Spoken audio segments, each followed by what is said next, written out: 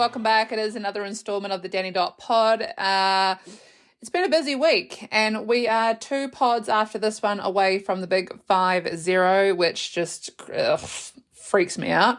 I feel like this season's gone really fast, and I've only had 2 breaks, which is really great on my behalf. I obviously hate leaving us hanging when so much is happening, and the support and all the messages.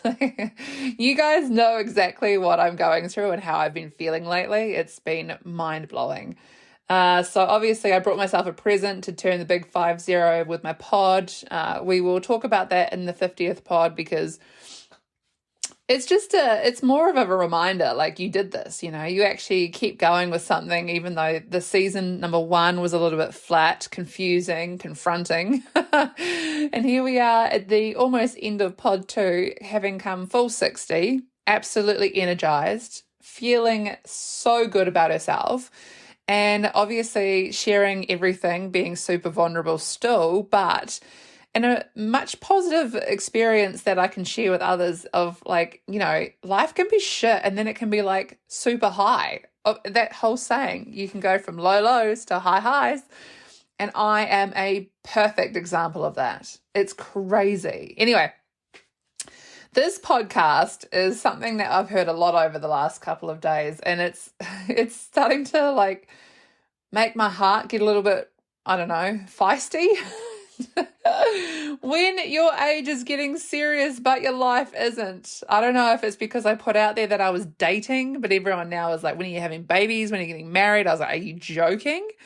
Obviously I have never put a time frame on anything. Age is a number. I have had friends that were super old and some that were super young. There's no right or wrong way to go about when you decide to do something in your life and obviously become serious. I would even say if I ever got married, it still wouldn't be a serious situation. I told a guy that about 2 weeks ago. He was sitting on my couch and I said to him something along the lines of, even if I got married on The Bachelor or Married at First Sight or Farmer Wants a Wife, I would still know in the back of my head that I could just get divorced if I wanted to. I mean, it freaks me out that people are so committed to those types of things. Like, this is it. This has got to be it. It's got to work. I mean, it's probably not going to work, but don't stress about it. Just, have a divorce and yes, it goes on your life stamp or whatever, but who cares? You did it anyway. So anyway, this is cracking me up completely. I actually looked it up on Google because I was like, what is going on here? The most common question here is, at what age does life seem to get better? As people age, older adults rate their life satisfaction progressively higher with happiness, and everything raises gradually and steadily from age 50 through to the decade of the 90s. You guys, that's crazy. That means that people think that from 50 to 90 years old that your life gets progressively better with happiness. Oh my God. Absolutely. I would 100% agree with that because I'm closer now to 40 than I am 35, and that doesn't scare me because there's so many great aspects to turning 37. But I would believe it because honestly, as you get older, the more of an understanding about life and everything, it just sort of all starts to make sense. And I would never expect anyone to think that their 20s had to be serious. The age itself, as a female, you're getting up there as to when you could probably maybe stop having kids. That would probably be a sucky thing. But more or less, life is only getting better the older you get. And I look at all these types of situations I've been in, especially in the last 2 months. I've always had a laugh and enjoyed everything. I'm a little socialite and networking queen. But honestly, yeah, if you think that as you get older, you have to settle down and be serious about a situation, a thing, pregnancy, a marriage, a career. I mean, I look at all those people that have been really serious about obviously staying in university and getting diploma after diploma after diploma. That to me is super serious. What are you doing? When is life even going to start? When are you going to actually implement those diplomas in your life? Here's me who's just gone straight out of high school, straight into the employment world. don't really think I had a gap year as such, but I have more life skills than book smarts, and it's never been a serious thing. I've gotten to where I've gotten just off the bat of my character, which is, I shouldn't pride myself in it, really. She's a wrecking ball. But obviously we've had some massive life ups and downs, and a couple of people recently have cottoned on to the fact that, I am putting myself out there, but like, at what age are you supposed to settle down? And to me, I may never, and that's okay, because do I look at myself and think, oh, I should get serious about relationships? No. I would always think of, like, I don't know, having those fun moments and not being so structured in what needs to happen next. It just blows my mind that obviously as you get older, you get these awesome experiences and memories happening, and then, I don't know, you're supposed to take that shit as something that if you had a funeral and you took it to the grave, people would still be talking about you, which I feel like would be something right up my alley. So yeah, this has been a big bone of contention recently, obviously. She's closer to turning 40 and not having kids than she is anything else, but I'm not bothered by it. Of course, I feel like the only person that actually gives a shit if I become a parent is my mum, because she knows how much of a fun parent I would be. But she's allowed to have that opinion. She's in childcare herself, and obviously I have never really given two shits. There's just not a lot of like children in our side of the family, and she's like obviously wanting to keep that strain solid. But to me and my brother, nah, we've always gone through life just having a good time, and like Mum's always said, go and have fun, but just don't get caught, which is a relatively serious statement recently, Susan. But anyway, I wanted to put that out there and see how you guys felt about your age and obviously it getting serious, but when did your life get serious? Because mine isn't, and it scares me a little bit now that everyone's talking about it. Am I being too vulnerable? I feel like I am. Anyway, I just want to roll on to a boy update really quick, just because I made a bad choice on Friday. I know. I hate myself for it. Not in a negative sense, why did you see behind the curtain? When you obviously start seeing someone and it's very exciting and you don't see their house or situation or whatever, you're just getting to know someone. So there's been a bit of dating, not really seeing, how someone integrates in their house or whatever. So on Thursday night I went out. A friend was leaving town for the weekend, so we went to the pub. It was a little bit lame, so we decided to leave at about 9.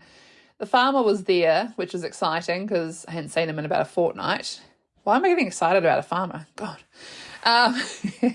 So we were having a bit of a chat, but he was busy with his workmate, so I left him to it. And I got in the coach and went home. On Friday, I got asked, there was a few things that happened on Friday.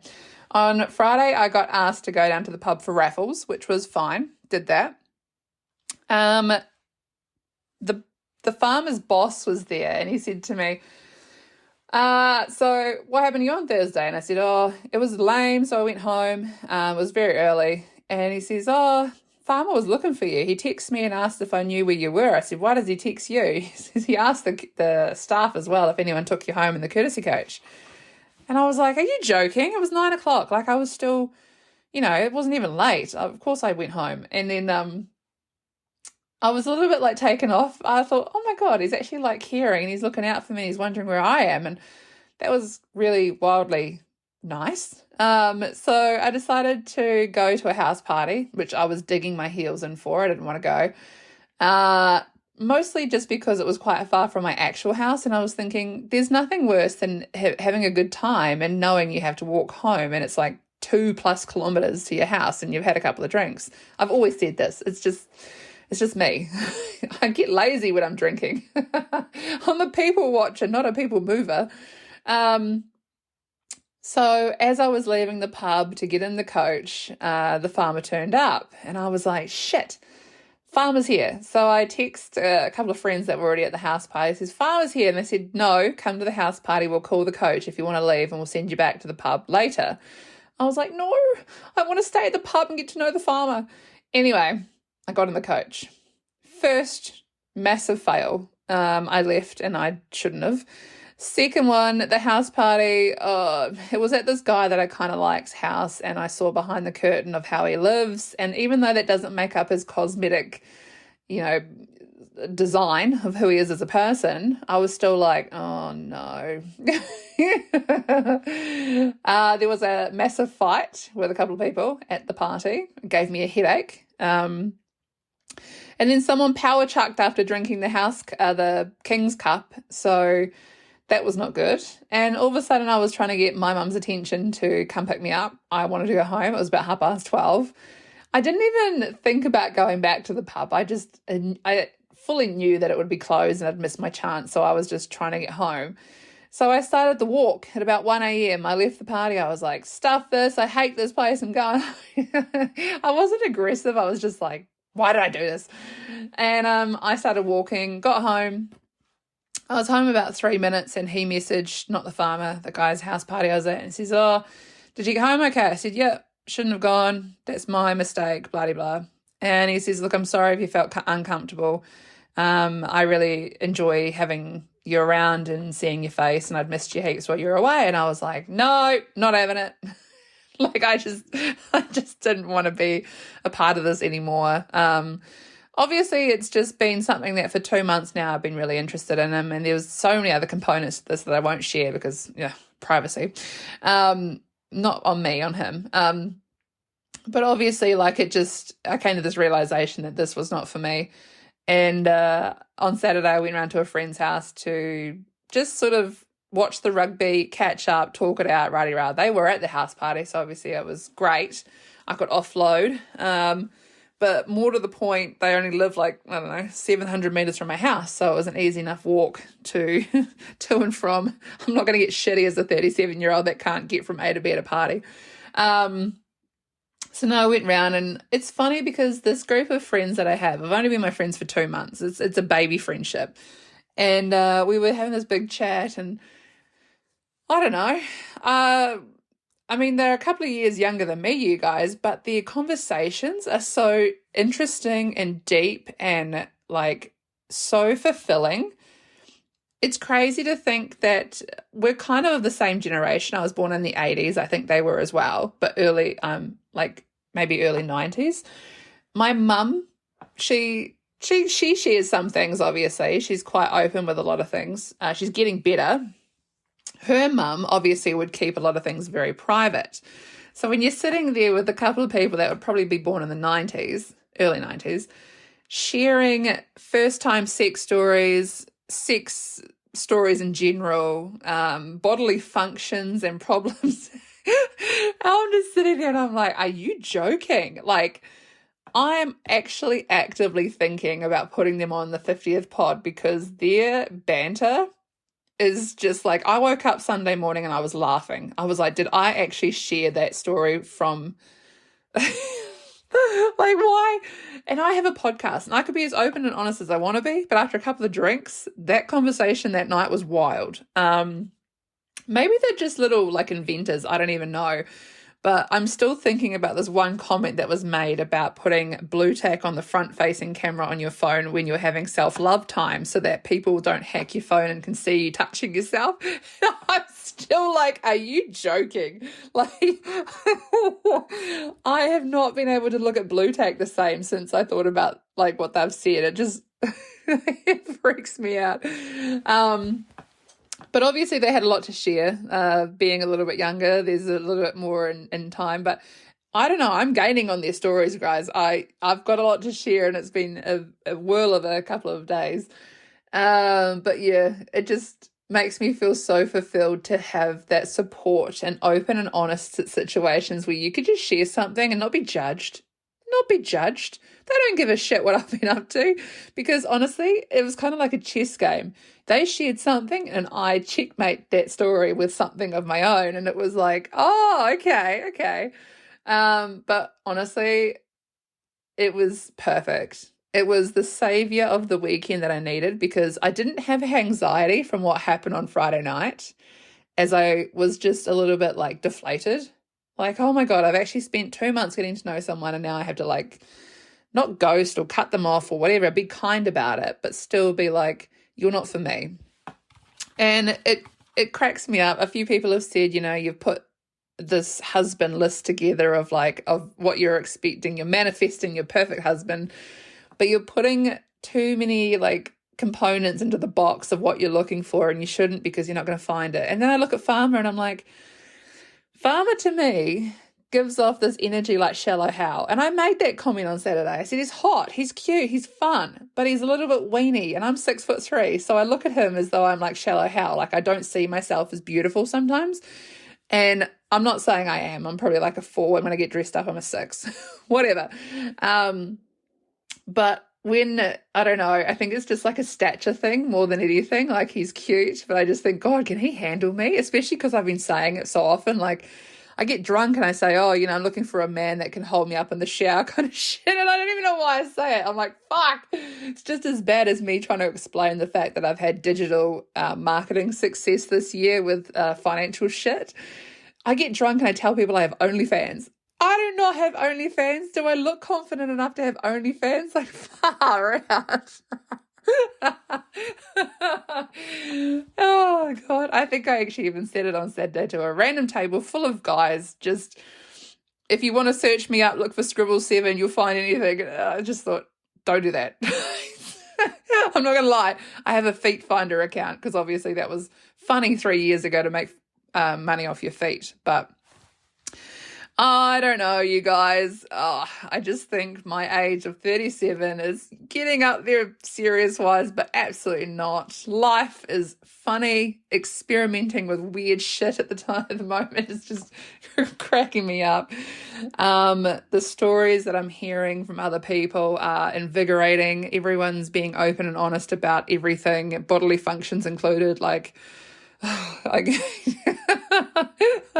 I really truly need to offer them a space on the pod because there'd be a little bit of alcohol to obviously take the edge off, but it was exactly what I needed, and I felt so good about it. Waking up on Sunday, I was so productive. I was just not miserable, and I wasn't miserable on Saturday. I was just like, oh fuck, that happened, Anyway, I thought I'd share that just while we're talking about all these things that are going on and everything else. Obviously, a couple of things I want to share with you. There is a new product which is making my life super happy right now.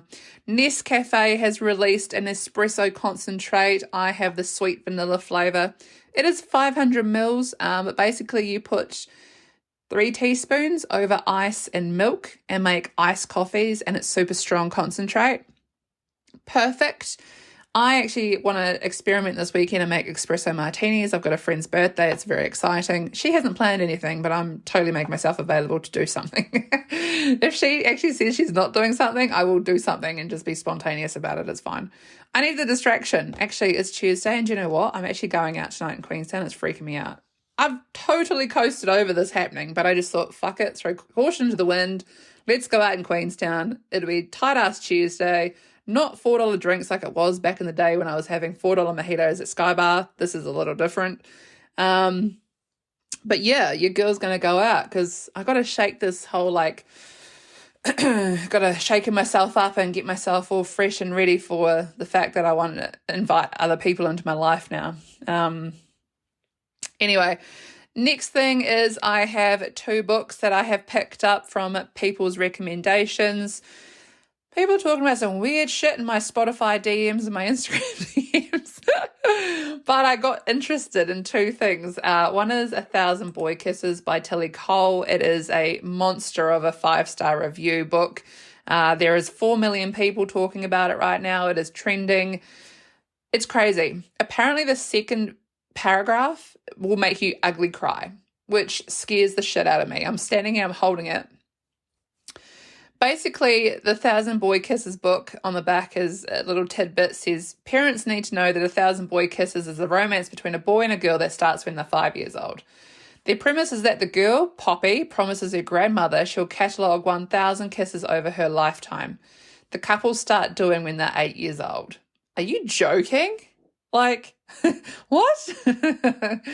I think I'm in my romance novel era at the moment, or sad love story. I don't know. It kind of reminded me of this Ashton Kutcher movie called A Lot Like Love with Amanda Peet.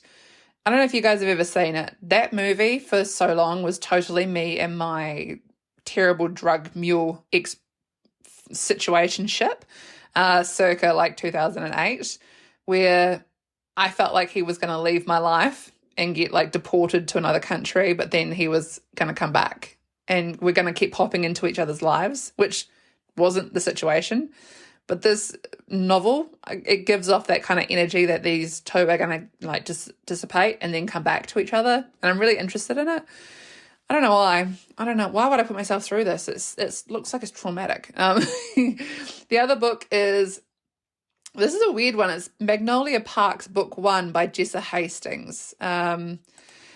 I don't really know about this. This is also another lovey-dovey kind of thing. It says, how many loves do you get in a lifetime? She's beautiful, affluent, self-involved, mildly neurotic, London socialite. He is Britain's most photographed bad boy who broke her heart. Magnolia Parks and BJ Ballantyne are meant to be, and everyone knows it. She dates other people to keep him at bay. He sleeps with other girls to get back with her for it. It's still each other they crawl back to, but now their dysfunctional is catching up with them, pulling the seams and fraying the world they've built. A world where neither has ever let each other go completely. As the cracks start to show and secrets begin to surface, Magnolia and BJ are finally forced to face the formidable question they've been avoiding all their lives. How many loves do you really get in a lifetime? Well, God, I've got to answer that. I feel like lately I've been kissing a few frogs and I'm like, oh. I am interested in this book though, because obviously, I mean, it was put to me that I was the, the mildly neurotic Cromwell socialite. I'm like, excuse me, are you joking? And you're currently seeing the Cromwell's biggest bad boy who's broken my heart as of recently. No, I'm joking. It's not intentionally. I've stepped back from it. I don't think he knows yet. Man, that's naughty, Danny. Jesus. Anyway, I am very excited about this. The cover of the book is really eclectic. It's got really crazy pictures. There's like, is that a wolf and a deer? I don't know. Look it up. Magnolia Parks. So yeah, two really weird books that I want to get smashed out before summer starts. I feel like I have a lot going on in summer at the moment. I've got a few things that I'm excited for, getting ready and all geared up. And quite honestly, like I wore a singlet and a skirt the other day and Mum was like, whoa, look how snatched your waist looks. And I said, yeah, but I feel like everything else is really curvy at the minute. I don't know what's going on, but my body's just kind of done this weird thing and it just makes me feel really like body confident. Even though I say that the farm is too weeny for me and I'm a little bit like shallow how, this is probably like the curviest my body's ever been in a good way. And I don't know, looking back as to how I felt last year or even the year before that, my consistency for the gym post the 75 hard has still been consistent. And I'm still eating exactly the same as I was when I was doing the challenge. I've still kept up with all the goodness and everything else. Just reintroduced alcohol and being out late, which is not ideal. I get that. But also I'm just making really good choices and I feel like the flow-on effect has been flawless. And so even though we're all talking about the seriousness of getting older and looking after yourself, I don't know. You get older and you learn how to do things better and how your body bounces back. So I'm at my peak right now and I look at summer and I'm like, man, I'm excited. For the first year of my life, I've got like the friends, I've got the water sport toys, I've got knowledge and understanding of what's around me in this area that I live. I've got people planning shit that involves me already and I'm just like, whoa. So yeah, these two books, got to get them done before summer. I want to really thoroughly enjoy them. I want to ugly cry to 1,000 boy kisses and I want to be like just humoured by this friggin' socialite who's being, I don't know, how I feel like I am at the moment, just coming and going from different people's lives. Anyway, that is what is going on. I've got a little bit of a recommendation. I've got 2 books. I've got a boy update. I've got a bit of a theme where obviously we're all talking about what's going on in our lives. But yeah, if you want to come at me in my DMs and stuff and bring up, how you're feeling at your age and when you feel like seriousness wasn't an option and you just wanted to go with the flow, entertain me. Entertain me. I want to hear all about it, because obviously there is no sort of time frame on anything. No one's making good decisions post-COVID. No one. Everyone's just going with the flow. I'm really positive in the sense that everything happens for a reason. And I've told everyone that since day one. Trust the timing of your life and just go with the flow. Don't force anything. So on that note, I'm going to wrap this one up. It's a short and sweet one. Obviously, we're all just having fun. Life is not serious. Take care. For another week, I will be back and I will share more of what's going on in Danny Dot's land. Bye for now.